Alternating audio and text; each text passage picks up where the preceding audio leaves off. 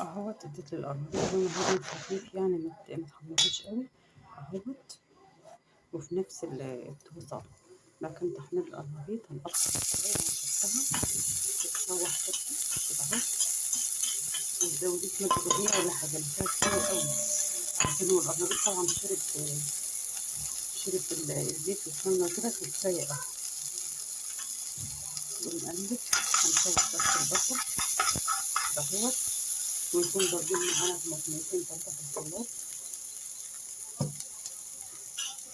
اهو.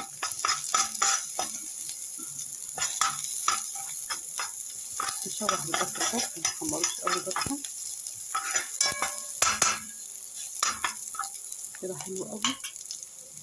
والطماطم نحطها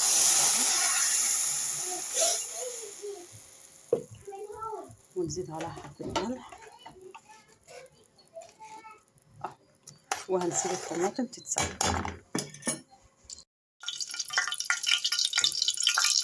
السلام عليكم ورحمة الله وبركاته.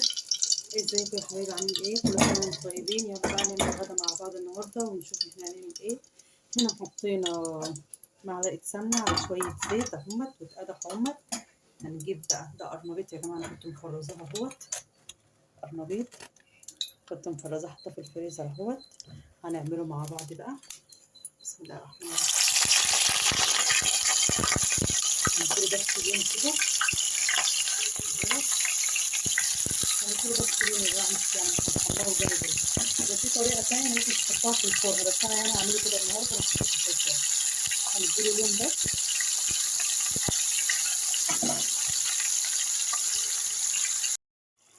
بعد كده الطماطم اللي اتسبكت معانا اهي، هنبدأ بقى نحط القرنبيط بتاعنا اهو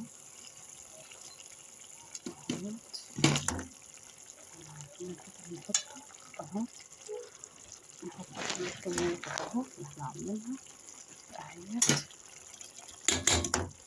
وبعدين اهوت حطينا في الصلصة كده، نحط الصلصة بس عليه كده اهو كده اهو. وبعدين أندقق فص ثوم بحبة كزبرة، ممكن تحطي شبت أو بقدونس المتواجد عندك. أنا كنت متوفر عندي كزبرة فحطيت حبة كده اهو، تدي طعم وريحة تحفة بصراحة. دقيت مع حبة فلفل اهوت، ده طعم حلو قوي وريحة تحفة مع القرنبيط اهو. على شكل اهوت نسيبها بقى تتسبك كده اهو. نجيبي حبة مرقة صغيرين، مرقة بتاعت فراخ اهيت، وتحطيهم كده اهو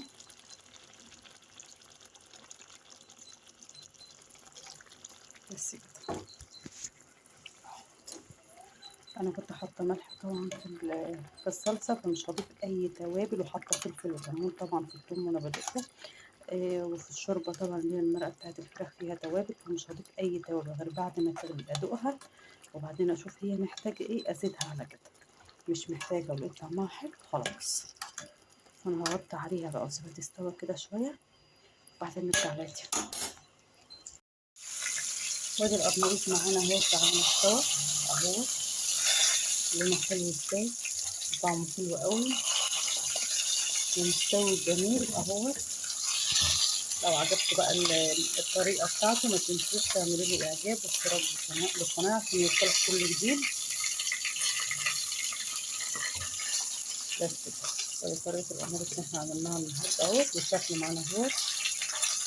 بصي مستوي اهو المعلقه اهي، شوفي مستوي ازاي اهو مستوي اهو. بس كده، وده الفيديو بتاعنا النهارده.